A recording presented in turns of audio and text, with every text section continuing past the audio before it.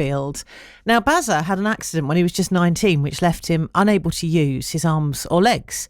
But despite this life-changing event, or maybe because of it, Bazza has gone to achieve some extraordinary feats, including conquering the summit of Mount Snowdon and Ben Nevis in his wheelchair. In 2012, he was chosen to carry the Olympic torch through the streets of Rye, and he's carved out an incredible career with the mouth and foot painting artist. More on that in just a moment. His philosophy is one life, live it. And Bazza West joins me on the line now. Bazza, thank you so much for joining us on the programme. That's right. Thank you very much for having me. That's a long list of accomplishments that we've had out there. There's a lot of aches and pains there. Yeah, I can imagine. Let's go back to that time where life changed pretty much in an instant. You were 19. What happened? I was 19. I was just driving down the road, swerved to miss a badger in the road and hit a tree and broke my neck in 2 places. So I've lost the use of my arms and legs, and I had to start working on myself then and thinking, how am I going to live life with just the use of my head? It's just something that doesn't seem doable, does it?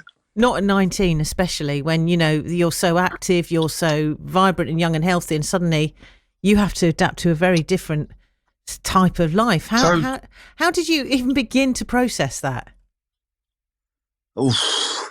I don't think there's no right or wrong way. It's just you have to learn how to live with what you've got, and sometimes it's not always been a bed of roses, It's been pretty tough. It's something you've just got to learn to live with. You don't have to accept what's happened. You just have to learn to live with what you've got. And I'm very lucky to be involved with the mouth and foot painting artists that's helped me springboard my life forward and be more creative, because it's something I never thought was possible. What about your friends and family? When you have a life-changing accident like this, did they change the way that they were with you? Did it mean that people treated you differently? Yeah. A lot of people, really, when they come up to somebody in a wheelchair, they talk to the person standing beside it, rather than thinking the person in that wheelchair has got a voice.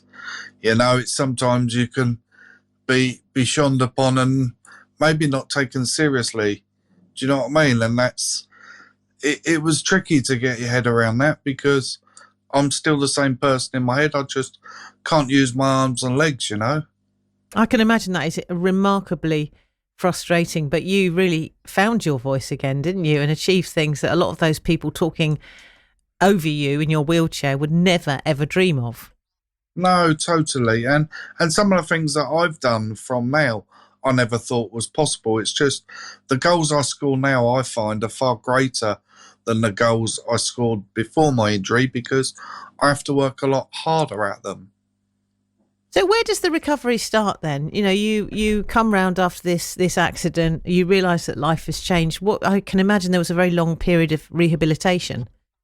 Yeah, I think it still happens now, I've been living with it 28 years, and I don't think there's no right or wrong time where you say, I've learned to live with it. I think I still learn to live with it now.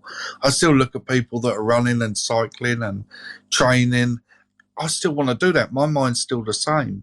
It's my body that doesn't work, There was many months and years where I think, why me? What have I done to deserve this? But I'm very lucky to be involved with the mouth and foot painting artists, because it really has gave me a different outlook on life, to think if I produce art, I can be expressive in that way, and something never did I think was possible. Right, let's go back to when you were 19. What were your dreams then? Did your dreams involve being creative and doing art, or was that something that you would never have done had it not been for the accident? It's funny you say that, yeah, because it's something I never thought was possible. It really wasn't. I didn't know what I was going to do. I didn't know how I was going to get through the next few hours, let alone days, weeks, months, or years ahead. It was just something I didn't know where life was going to take me. So we'll talk about the art and this amazing accolade of having one of your designs used as a Christmas card this year, and very few Yes. of these are chosen. So you must be over the moon about that. But let's talk about some of those other achievements. So, conquering Yeah. Mount Snowdon and Ben Nevis. How on earth do you even begin with that? Yes, I conquered Snowdon, Ben Nevis, and Scarfield Pike over a few years. I started training over Ashdown Forest with a team of friends called Westies Warriors. And it was just a team of like minded people that wanted to have a bit of adventure. And I was lucky enough that they wanted to include me, or I wanted to include them in the adventures that I've done, and prove to myself that making the impossible is possible. That must have been an incredible moment when you achieved that. Oh, yes, yeah. It's just when you do things and you think, I never thought I was going to be doing this. And something that hopefully some things that I've gone through can help somebody else in my position, because I remember being there and thinking, how am I going to get through this? What am I going to be able to do? I never thought a lot of them adventures was possible, you know? I love your colleague you have in the background there. Who's that? Oh, that's Max in the background. Yeah, I've got the door shut. Is Max a big part of your life? Tell us about Max. Max is a little Westie, and we've also got Florence, who is a English Bull Terrier. So yeah, they're both very different dogs. Yeah, they're a big part of animals. Yeah, I keep fancy pigeons as well, and chickens. You've got a very full life. Let's talk about carrying the Olympic torch through the streets of Rye. I mean, I remember watching that Olympic torch, and it was just the most phenomenal watching people do it, but actually to be carrying it, that's something else, isn't it? It was an amazing experience. It was something, again, I never thought, why did they choose me, you know? And it was just so lucky to be recognised and want to be recognised in our country in 2012. It was a massive thing. It was a crazy day. Crazy day it was. Well, we'll talk more about another astonishing achievement, and this is your art and how you. I've looked at your design for this year, which is just lovely, and we'll talk more about that in just a moment. Thank you, Bazza, for being our lunch break guest today. We'll talk about the Christmas card that Bazza has designed this year and how you can get it, and his career as an artist.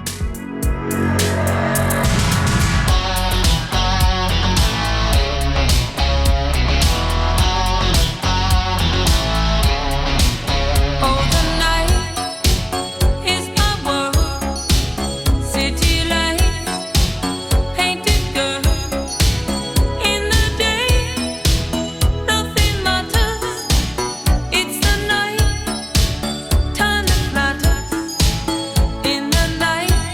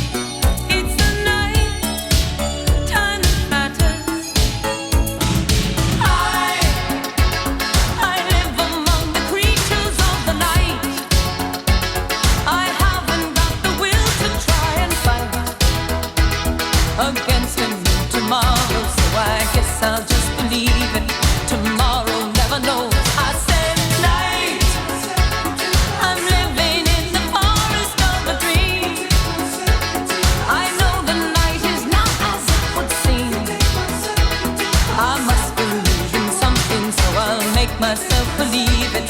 This night will never go.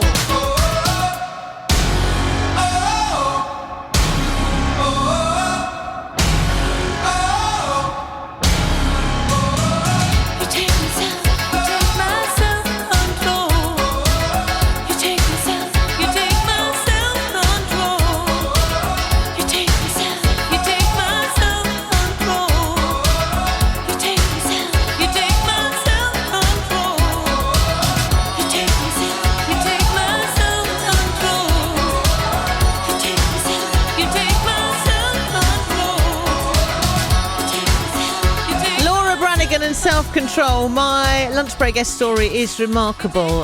Bazza was an active sportsman. He ran his own gardening business, aged just 17, incredibly active, and then, avoiding a badger, hits a tree, breaks his neck, paralysed, no use of his arms and legs, and what a journey. 11 months in hospital, life support machine for some of it due to breathing difficulties, traction for 4 months.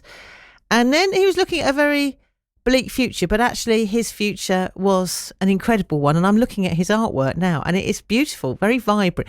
I would describe it. I don't know, how would you describe your own art, Bazza? Because it's sort of joyful, very vibrant, your art. Yeah, colourful, yeah. I get a bit ants in my pants, really, and I change from what I want to paint one day to the next day, and I've got no real set style. I just like lots of colour, happiness. Yeah, and just, I never know what I'm going to paint. Where did it all come about, though? Because, we just said there, it was a hugely difficult adjustment, and you must have been incredibly low when you came out of hospital. But this art has really changed your life. Yes. Where we was talking about doing Ben Nevis earlier, once I'd done Ben Nevis, I got a pressure sore where I couldn't sit up in my wheelchair. And I was on the bed for 2 years, and I wasn't one for watching telly, so I thought I'd try and teach myself how to paint while I was on the bed. And it was just by chance, really, that I just started painting for fun, and then somebody says, have you heard of the mouth and foot painting artists? And I said no, and that's when I was put in touch with an artist called Tom Yendell for the mouth and foot painting artists. And he said, if you put some work into us, send some work into us, we'll have a look at it and we'll see if we'll take you on as a student artist. And it was that time then when he looks at my work and he says, can I come down and have a meeting with you? He come down and had a meeting with me, and then looked at my work and said, if you're painting like this over the next few months, imagine what you'll be painting like in the next few years. And took me on as a student artist for the mouth and foot painting artists. So really, art sort of almost happened by accident, but you are incredibly talented at it, and you've been chosen as one of the designs for the Christmas card this year, which went. How did you find out that happened? This is again a joyful image. It's called Lighting Up Christmas. It is, yeah, and it was chosen. I found out a few weeks ago, yeah, and I'm very honoured, and because not all artists get this opportunity, and to get chosen for a Christmas card for the mouth and foot painting artist is massive. It's a big honour doing something I never thought was possible and being recognised around the world as a mouth painting artist. And it's just incredible to think that people can go on to the mfpa.uk and buy my Christmas card, buy calendars, diaries, jigsaw puzzles, children's books, occasional cards and notelets, and it's something I wouldn't have dreamt of, It's quite emotional, really, that my first card has been chosen as a Christmas card this year. We talked about your achievements, but your biggest achievement must be your lovely family. So you got your wife, Lorraine, 3 children, and your animals. We've heard evidence of them. Tell us about how you met. Tell us how you met your wife. I did. I knew Lorraine many years ago, and just when later on in life, and then we ended up. We was both single at the time, and then we met each other and just got together. Yeah, and then I've been married. Oh, I better get this right, haven't I? 2016, we got married. Yeah, this was after I had a time in hospital, and then that we wanted to end it on a high. So we got married. I'm doing the maths. That's 8 years you've been. That's right, isn't it? 8 years you've been married. Yeah. And a busy household. Then you got a great. Is that right? You got a grandchild as well. We have, a 1-year-old grandson, Rowan. So it's exciting. Who'd ever thought I'd become a granddad? Yeah, very youthful granddad. Must be a real joy, and actually him sort of being at that age in the run up to Christmas, it must be a particularly joyful time for your family. Totally, it is for us all, and it's quite amazing to think that I've got where I am now, and I wouldn't have got through that if it wasn't for my friends and family and my wife and children, and being part of the Mouth and Foot Painting Artists. It just pushes us on to believe, and I want to keep achieving. I want more Christmas cards. I want more designs on wrapping paper, on puzzles. And if anyone wants to support us as artists, they can go to the mfpa.uk to look at our products. It's not just me. We're made up of a collaboration of artists. There's near enough 30 artists in the UK that paint with their mouth and their foot. We've got about 720 in the world in over 70 countries now. But this is, our UK artists, there's under 30. So I'm very lucky. Will you be painting this afternoon? What's on the agenda when we finish this interview? I will. To be honest, I've been a bit nervous about this interview, so I haven't got my painting stuff out this morning. I keep having sips of drink and thinking... Oh, well, I hope it hasn't been as traumatic an experience as you thought it might be. No, I just want... If something I've gone through, where I thought life wasn't doable and I didn't know how I was going to get through the next day, something I've gone through with a spinal injury can help somebody else through me and you giving us the opportunity to share my story of my mouth painting. And if people want to go to mfpa.uk, look up the other biographies on our artist bit there and read their stories, how their accidents happened, and support us as artists. Well, it's been inspirational talking to you. Thank you so much, Bazza, for joining us as our lunch break guest. And you can go online and get the Christmas card as well. It's called Lighting Up Christmas by Bazza West. And if you just put MFPA into your search engine, you can buy them in a variety of different quantities. And it's an absolutely beautiful Christmas card. Another lunch break guest, same time tomorrow.